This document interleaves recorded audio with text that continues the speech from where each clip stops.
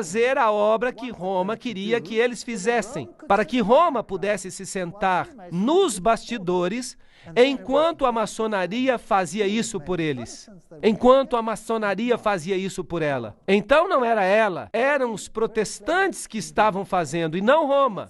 Muito esperto. Então vamos olhar agora os Cavaleiros Templários. Aqui estão algumas das representações. Esta é a demologia, o líder na época da dissolução dos Cavaleiros Templários.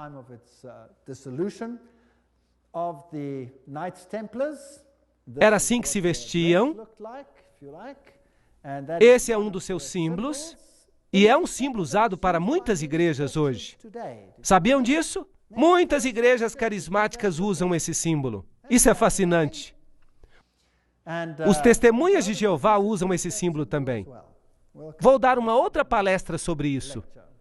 Agora vamos olhar o que o Sr. Webster, no livro Sociedades Secretas e Movimentos Subversivos, tem a dizer sobre os templários. Nós não vamos ler tudo isso, mas se você tem o vídeo, você pode parar e ler a citação. No ano 1118, 19 anos depois do fim da Primeira Cruzada, com a derrota dos muçulmanos, a captura de Antioquia e Jerusalém. Esses grupos foram fundados e foram eventualmente estabelecidos como templários. E então receberam de presente uma casa perto do sítio do Templo de Salomão. Por isso se chamam Cavaleiros Templários.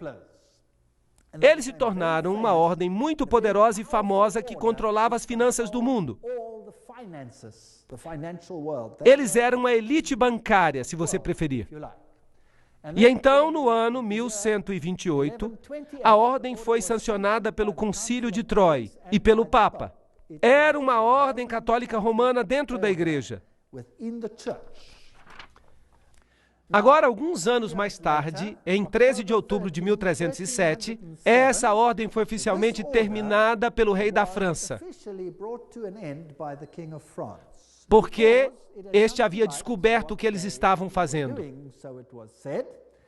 O rei da França, Philippe le Bel, prendeu os templários, data de sexta-feira 13, outubro de 1307. E desde esse dia, a sexta-feira 13 é um dia de azar para o mundo todo.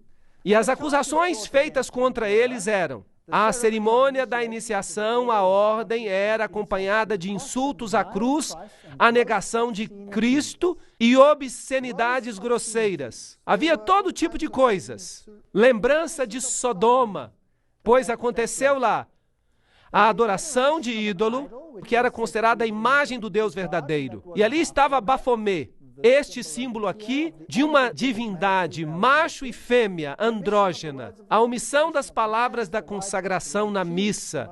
O direito que os chefes leigos se arrogavam de dar absolvição e a autorização do vício não natural. Então eles tinham que amaldiçoar a cruz, pisar em Jesus, jurar aliança a Bafomé e sancionar esse vício pouco comum. Isso tudo era um crime sério naqueles dias. Então o líder foi sentenciado à morte, mas a ordem não desapareceu de fato. Mas o Papa ficou relutante em dizer isso. O ritual maçônico inclui referências aos Cavaleiros Templários. Por exemplo, aqui no livro Sociedades Secretas e Movimentos Subversivos, se diz: vários cavaleiros que tinham decidido resgatar o lugar santo da Palestina, dos sarracenos, formaram uma associação sob o nome de maçons, assim indicando que seu principal desejo era a reconstrução do Templo de Salomão. E a gente escuta muito sobre a reconstrução do Templo de Salomão hoje, e a história de Israel e essas coisas interessantes. Vamos falar um pouquinho sobre história. Vou levar a vocês a esse lindo palácio. Onde que vocês acham que ele fica? Fica em Jerusalém, fica em Notre Dame, no Vaticano, e é aqui que o Papa tem a sua representação em Jerusalém. É um palácio para um rei. Ali está a bandeira do Vaticano e há ali uma ala inteira que tem alguns artefatos papais muito interessantes. Agora, em Jerusalém, eu fui visitar o sítio dos Cavaleiros. Aqui está o Palácio dos Cavaleiros, o Patriarcado Latino, onde eles tinham originalmente um sítio, e os Cavaleiros do Papado agora controlam esta área. Esse é o símbolo que eles usam. que é usado por muitas religiões hoje. A Igreja Rema usa esse símbolo, por exemplo. Os guerreiros eternos, esse é o símbolo que eles usam.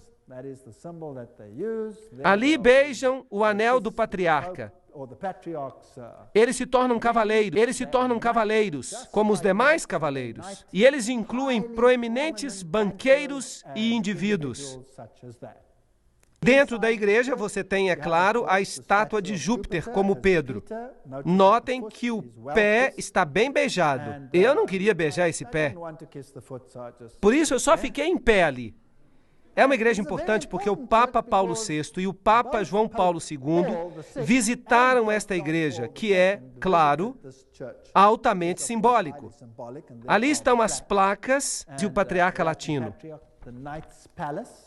Se vocês entrarem, há um altar interessante. E quando você olhar para o altar, você vai ver certas figuras ali. Esta é muito interessante. Vamos chegar mais perto. Conseguem ver a águia com duas cabeças? Esse também é um símbolo da maçonaria. Ali está, sobre o altar dos cavaleiros. E o que existe ali desse lado? Duas espadas seguras como uma bússola. Fascinante. Há muitas figuras maçônicas aqui. As penas da cauda, a águia, tudo lembrança do que você tem, por exemplo, no verso da nota do dólar. E todos esses outros círculos interessantes com o triângulo e com o sol ao redor dele. Os herdeiros dessa variação templária são os jesuítas. Agora, os jesuítas, é claro, são aqueles que, por trás dos bastidores, controlam muitas coisas.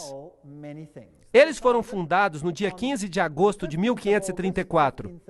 Foram fundados por Inácio Loyola e foram sancionados pelo Papa no dia 27 de setembro de 1540. Então, eles foram criados, por assim dizer, para enfrentar a reforma. Seu objetivo era destruir a reforma.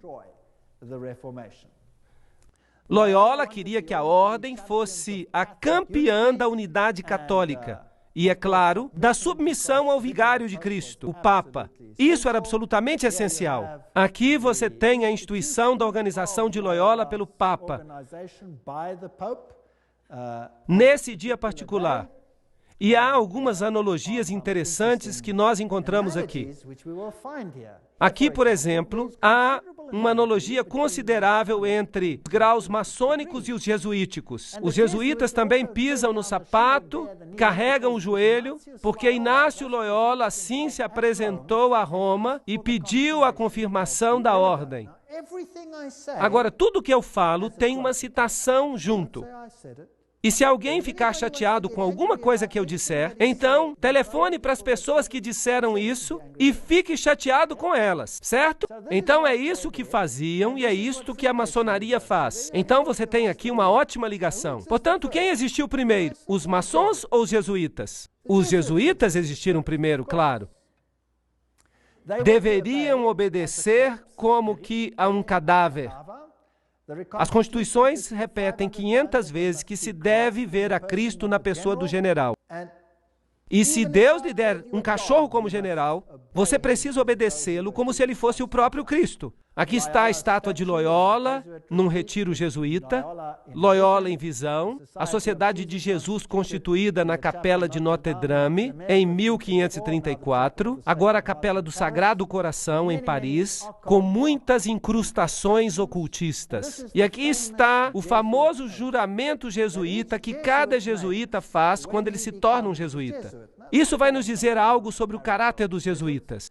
Ele diz, eu, e aqui você coloca o nome, na presença de Deus e de todos os santos, juro que Sua Santidade o Papa é o vice-regente de Cristo e é o verdadeiro e único líder da Igreja Católica, etc. Também diz aqui que este poder lhe foi dado pelo Salvador, Jesus Cristo, que dá ao Papa o poder de depor reis hereges, príncipes, estados, comunidades e governos. Tudo é ilegal sem a sua sagrada confirmação. Então ele pode destruí-los tranquilamente.